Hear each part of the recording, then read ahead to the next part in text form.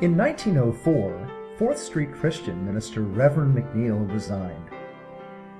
After nearly 30 years of existence, the church now found itself leaderless and landlocked in an aging building on the wrong side of town. In the fall of 1904, the church placed its trust in a 29-year-old, barely tested minister, Joseph Hagin. On the surface, it looked like a surprising move, but young Hagin proved himself up to the task. Well, Hagin certainly was very important. Hagin as a minister and Heiser as a layperson were probably the two most important people in the founding of Madison Avenue Christian Church. Hagin came to 4th Street Christian Church in 1904. He'd gone through Transylvania, College of the Bible, whatever it was being called at that time, and had another church for about 3 years, and then came as a 29-year-old young minister to 4th Street. And he apparently was just what they were looking for at that time. His approach was probably perfect. Reading some of his early sermons, an intellectual approach, definitely, not an emotional approach. So it probably fit right in with the type of people that were at the 4th Street Church. The final link in the chain took place in 1909 when, following a tent revival, Central Christian Church was organized. Led by volunteer pastor Charles Garrison and meeting in a private residence at 18th and Greenup, the new church stood well positioned to benefit as Covington's population spread south along the electric streetcar lines. And although it had purchased a lot, it did not have the funding to build a new church. In early 1912, rumors began to arise regarding a merger between 4th Street and Central Christian. The key to the union was a list of terms negotiated by Central Christian, emphasizing that the new church was to be a new church, and not merely an augmented 4th Street Christian. Soon after, a lot was acquired for the new church. Florence Kennedy, a member of the congregation, after several failed attempts to buy churches in different locations, donated $7,500 to purchase the lot that the current church was built on. And again, I was very surprised to find out that there was already a house on that lot. It was owned by an Irish immigrant, an Irish grocer named Patrick Tracy. And Tracy had several sons who were prominent lawyers in the city, really a successful businessman in the city. But there was a house on the property. It was a sizable house. I believe the family had servants, relatively well-to-do family, and in fact one of the lawyer's sons lived next door. But that property was the property that the church ended up buying. And the church paid $125 to have the original Tracy house torn down, and it was torn down. And that is actually the lot that became 1530 Madison as we know it today. In April of 1912, articles of incorporation were filed for the new church, and plans were drawn up by the architectural firm of C.C. and E.A. Weber. On November 12, 1912, the cornerstone was laid. Included in the time capsule were numerous newspapers, a Bible, photos, and histories of both churches, along with membership lists and other documents detailing the merger. Joseph Hagin presided, and Charles Garrison gave the closing prayer. Others involved in the service were Professor William Giltner, who studied under Alexander Campbell at Bethany College, powerful board chairman Joseph B. Heiser, and church treasurer Owen J. Carpenter. Joseph B. Heiser was certainly one of the most important laymen when it comes to the formation of Madison Avenue Christian Church. He was a highly successful businessman in Covington, tobacco salesman. As things progressed, closer to 1910, he became the chairman of the board, and he was chairman of the building fund. He was the chairman of the trustees, so he was tremendously important in that decision-making process. He remained the chairman of the board for 30 years. You need a person like this if anything's going to get accomplished in a church.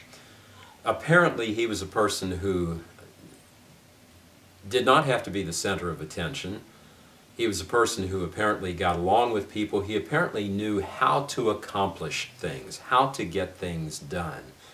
And this is the type of person that, and this is probably why he was chairman of the board for 20 years, from 1910 until 1930. He actually gave 1/4 of the money that was raised for the building of the church, so he was quite wealthy and was willing to use that for something that he thought was very important.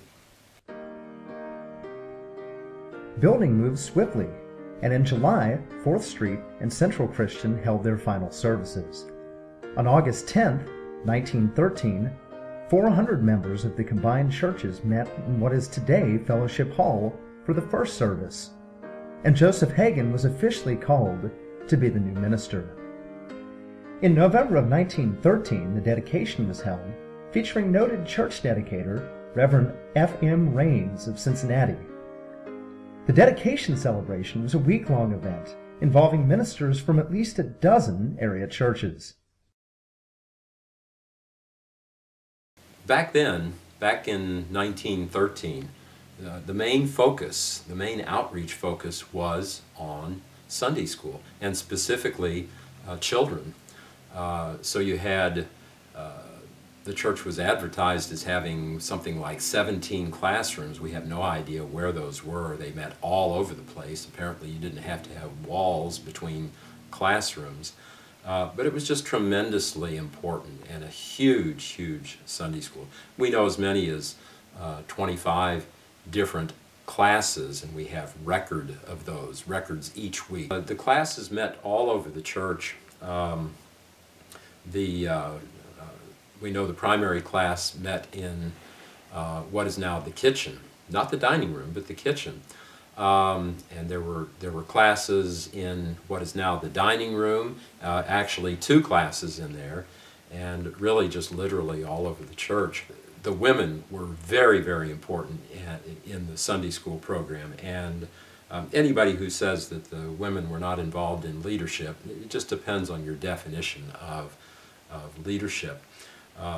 Indabel Fisher was one, clear up until the 75th anniversary of the church in 1988, speaker after speaker on our tape from that year talks about how important Indabel Fisher was in their early Christian training. We have records of her way back at the 4th Street Christian Church, leading the children. Apparently it was as they went from Sunday school assembly, they started in a large group and then would march off to their class each Sunday. So apparently that was almost a spectacle.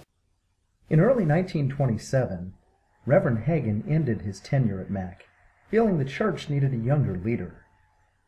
Church leadership selected 37-year-old Reverend Kenneth Bowen as his replacement. The Reverend Bowen came, and he was an entirely different person. You felt like you could talk to him, laugh with him, and he was a father of 3 children, which made a difference too. Reverend Hagin's children were growing, and I think that made a difference. Not that Reverend Hagin wasn't fine, he was. We just didn't relate, to youngsters, but Reverend Bowen and I did. Bowen and his young wife emphasized mission work and Christian education, incorporating drama into youth programming. In 1928, and with the backing of Reverend Bowen, the church youth petitioned for a new education building. Church leaders agreed, and in April of 1929, plans were approved for the new addition. Little did they know what challenges they would face. On October 29, 1929, the U.S. stock market crashed, beginning the Great Depression. Construction on the education wing had already begun, so it continued to completion, even though the project had not been fully funded. The years that followed were tough, but faith and sacrifice persevered. And in 1941, they finally reached their goal. Today at MACC, we continue to live the vision created not only by the Campbell Stone movement, but by our predecessors in this congregation. All of us benefit from the sacrifices they made to create their dream of a church home here in Covington.